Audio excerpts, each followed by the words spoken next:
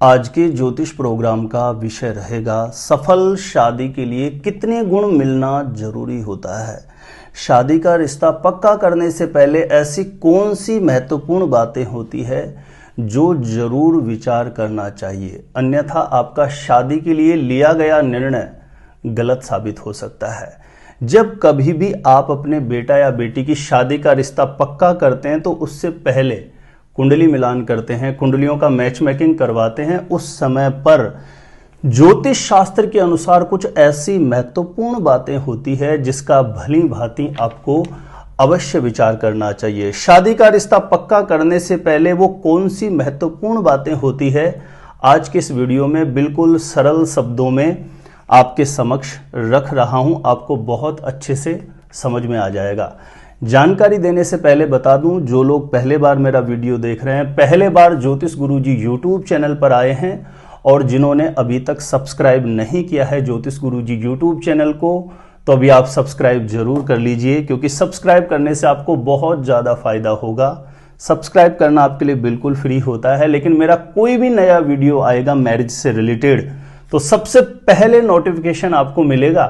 आप आसानी से मेरे वीडियो देख सकते हैं। प्रिय दर्शकों, विशेष करके ज्योतिष गुरुजी यूट्यूब चैनल पर मैं आपको मैरिज से रिलेटेड ही जानकारियां देता हूं, जिसमें आपकी शादी कब होगी, आपकी शादी किससे होगी, कैसा जीवन साथी मिलेगा और जल्दी से जल्दी शादी का रिश्ता पक्का होने के लिए कौन कौन से चमत्कारी उपाय आप कर सकते हैं। तो इस प्रकार की जानकारियां सटीकता पूर्वक आप प्राप्त करना चाहते हैं तो अभी जरूर सब्सक्राइब करके रख लीजिए मेरा ज्योतिष गुरुजी यूट्यूब चैनल। आज का हमारा विषय है कि शादी का रिश्ता पक्का करने से पहले ज्योतिष शास्त्र के अनुसार वो कौन सी महत्वपूर्ण बातें होती है जिसको अवश्य विचार करना चाहिए। देखिए, जब कभी भी आप कुंडली मिलान करवाते हैं, इसको लेकर के ना बहुत सारे मिथ भी है। कुछ लोगों का कहना है कि सर कुंडली मिलान जहां करवाते हैं ना, कुंडलियां मिल ही नहीं रही है, पता नहीं क्या दशाएं चल रही है, क्या समस्या है। हम अपने बेटा या बेटी की कुंडली का जहां कहीं पर भी मिलान करवाते हैं, कुंडलियां ही नहीं मिलती है। देखो,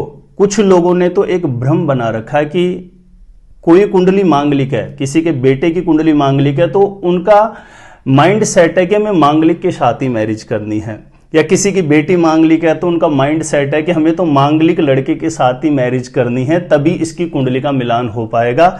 लेकिन ये बिल्कुल असत्य है। मांगलिक नॉन मांगलिक के साथ भी कर सकता है। बहुत सारी ऐसी कंडीशंस होती हैं। बहुत बार कुंडलियों का आप मिलान करते हैं, नाड़ी दोष आ जाता है। मांगलिक दोष जिस किसी भी लड़का या लड़की की कुंडली में बनता है, मैं आपको बता दूं, इसके कैंसिलेशन के इतने सारे पॉइंट होते हैं, इतने सारे नियम हैं, उस कंडीशन में मांगलिक नॉन मांगलिक के साथ भी मैरिज कर सकता है। बहुत से लोगों के समक्ष बहुत अच्छे अच्छे रिश्ते आते हैं और कहीं न कहीं ये मांगलिक दोष की वजह से वो रिश्ते निकलते रहते हैं और आगे चल करके फिर बड़ी समस्याएं आ जाती है। तो सबसे पहले बात तो मैं आपको बता दूं, आपके बेटा या बेटी की कुंडली मांगलिक है तो उसको लेकर के कोई भी दिमाग में मिथ पालने का जरूरत नहीं है।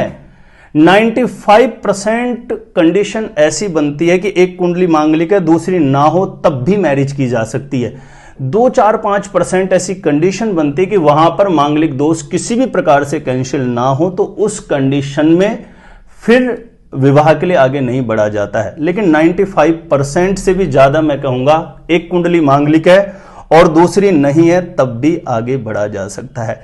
तीसरी महत्वपूर्ण बात आ जाती है जैसे नाड़ी दोष को लेकर के। नाड़ी दोष का विचार अवश्य ही करना चाहिए, लेकिन नाड़ी दोष के भी कैंसिलेशन के बहुत सारे नियम हैं, सूत्र हैं ज्योतिष शास्त्र के अंदर। वहां पर नाड़ी दोष भी बनता है तो वो भी कैंसिल हो रहा होता है। मैं ये बातें डिटेल में इसलिए बता रहा हूं कि कभी कभी बहुत अच्छा घर परिवार रिश्ता मिलता है, व्यवहारिकता में सब कुछ अनुकूलता पूर्वक समझ में आता है, लेकिन नाड़ी दोष लगते ही वो रिश्ता कैंसिल कर दिया जाता है।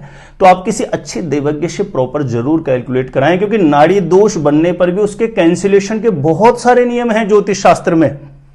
यदि वो उसका परिहार हो रहा हो, कैंसिल हो रहा हो, तो कोई दिक्कत ही नहीं है आगे बढ़ने में। भकुट दोष है, गण दोष है, राशि मैत्री होने पर ही अपने आप कैंसिल हो जाते हैं। तो सबसे पहले बात तो यह कि कुंडली मिलान के समय कोई भी दोष यदि बन रहा है तो कहीं न कहीं निश्चित रूप से 95% ये कंडीशन बनती कि वो दोष कैंसिल हो रहा होगा। ज्योतिष शास्त्र के, ज्योतिष के जो नियम है कैंसिलेशन के, वो कहीं न कहीं वो नियम वहां पर लागू हो रहा होगा। बहुत कम ऐसी स्थितियां बनती है, कंडीशन बनती है कि वहां पर दोष कैंसिल नहीं हो रहा होता है, तब आगे बढ़ने के लिए मना किया जाता है। तो देखिए, मांगलिक दोष यदि सच में एक कुंडली है और दूसरी नहीं है और वो बिल्कुल भी कैंसिल नहीं हो रहा है, तो उस कंडीशन में कदापि आगे नहीं बढ़ना चाहिए। खास करके मिथुन और कन्या लगन वालों के साथ ये स्थिति बने तो कभी भी आगे नहीं बढ़ना चाहिए, क्योंकि मिथुन और कन्या लगन में तो मंगल ग्रह मार्केश हो जाता है और वहां पर इस दोष की कोई काट नहीं हो तो इसके दुष्परिणाम देखने को मिलते हैं। नाड़ी दोष बन जाए और ये कैंसिल नहीं हो रहा हो तो फिर ऐसी कंडीशन में भी आगे नहीं बढ़ना चाहिए। आगे चल करके संतान स्वास्थ्य को लेकर के बड़ी समस्याएं होती है। गण दोष बने, भकुट दोष बने, यदि इन दोषों का निवारण नहीं हो रहा हो, कैंसिल नहीं हो रहे हो, तो आगे नहीं बढ़ना चाहिए। ये बहुत महत्वपूर्ण बातें हैं, क्योंकि इन दोषों को लेकर के इनकी कोई काट नहीं हो रही हो और आप आगे बढ़ते हैं तो शादी के बाद इनके दुष्परिणाम आपको देखने को मिल सकते हैं। एक बहुत ही महत्वपूर्ण बात है कि सफल शादी के लिए कितने गुण मिलने चाहिए। तो देखिए, वैदिक एस्ट्रोलॉजी के अंतर्गत इसको निर्धारित किया है कि कम से कम 18 गुण तो मिलने ही चाहिए। 18 से कम गुण मिलान होने पर शादी के लिए आगे नहीं बढ़ना चाहिए। लेकिन प्रिय दर्शकों, मैं आपको बता दूं, सिर्फ गुण मिलान ही पर्याप्त नहीं होता है। गुण मिलान चाहे 25, 26, 30 भी क्यों ना आ जाए, उसके बावजूद भी कुंडली में इंटरनली जो ग्रहों की स्थितियां हैं उस पर भली भांति विचार करना चाहिए, जिससे दोनों का दाम्पत्य जीवन कैसा रहेगा, उनकी स्वाभाविक स्थिति कैसी रहेगी, विचारों का तालमेल कैसा रहेगा, दोनों के स्वास्थ्य की स्थिति कैसी रहेगी, संतान की स्थिति क्या है, धन की स्थिति क्या है, इन सारी चीजों को प्रॉपर ग्रह नक्षत्र के अकॉर्डिंग किसी अच्छे देवज्ञ से शादी का रिश्ता पक्का करने से पहले कुंडलियों का मिलान करके आपको अच्छे से डिस्कस जरूर कर लेना चाहिए। सिर्फ गुण मिलान देख करके ही मैरिज का निर्णय नहीं लेना, मांगलिक मिलान का भी अच्छे से विचार करना है। मैंने वीडियो के पूर्व में आपको बताया कि मांगलिक को लेकर के टेंशन बिल्कुल करने का जरूरत नहीं है, क्योंकि उसके कैंसिलेशन के बहुत सारे नियम होते हैं।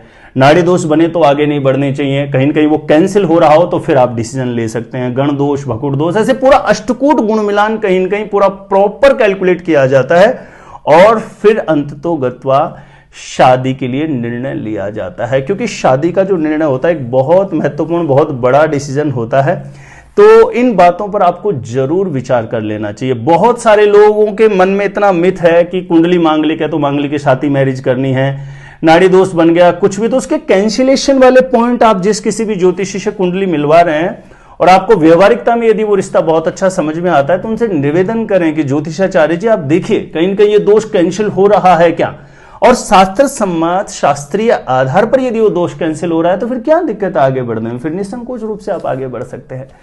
तो मुझे ऐसा लगता है कि यदि आपके सामने ये समस्या है कि कुंडलियां ही नहीं मिलती है जहां कहीं भी मिला है, तो ये गलत है। कहीं न कहीं प्रॉपर कोई भी दोष कारक स्थितियां बने तो वहां पर वो कैंसिल हो रही होती है। और कुछ लोगों के साथ ऐसी कंडीशन तब भी बन सकती है कि उनकी कुंडली में मैरिज योग ही नहीं चल रहा हो, दशाएं इतनी ज्यादा विपरीत हो कि वहां पर किसी न किसी तरीके से कारण कुंडली मिलान का ही बन जाता हो अपने आप। तो कुंडलियों को मिलान करते समय मांगलिक दोष, गण दोष, भकुट दोष, नाड़ी दोष, इनका भली भांति विचार करना चाहिए और गुण मिलान 18 से कम आने पर कभी भी कदापि आगे नहीं बढ़ना चाहिए। प्रिय दर्शकों, मैं उम्मीद करता हूं कि ज्योतिष गुरुजी यूट्यूब चैनल पर जितने भी लोग जुड़ते हैं, मेरे जो वीडियो देख करके आपको एक अच्छी जानकारी प्राप्त होती होगी। मेरे वीडियो यदि आपको अच्छे लगते हैं तो ज़्यादा से ज़्यादा लोगों तक आप इन्हें शेयर कर सकते हैं। जिन लोगों को आवश्यकता है मेरे वीडियोज की, ऐसे लोगों तक मेरे वीडियो को आप शेयर कर सकते हैं। और जिन्होंने सब्सक्राइब नहीं किया है, सब्सक्राइब जरूर करके रखना। मैं एस्ट्रोलॉजी से रिलेटेड एक नई रिसर्च के साथ हमेशा जानकारी लेकर के आपके समक्ष उपस्थित रहूंगा। आज के लिए इतना ही रहेगा। देखते रहिएगा आप हमारा ज्योतिष गुरुजी यूट्यूब चैनल।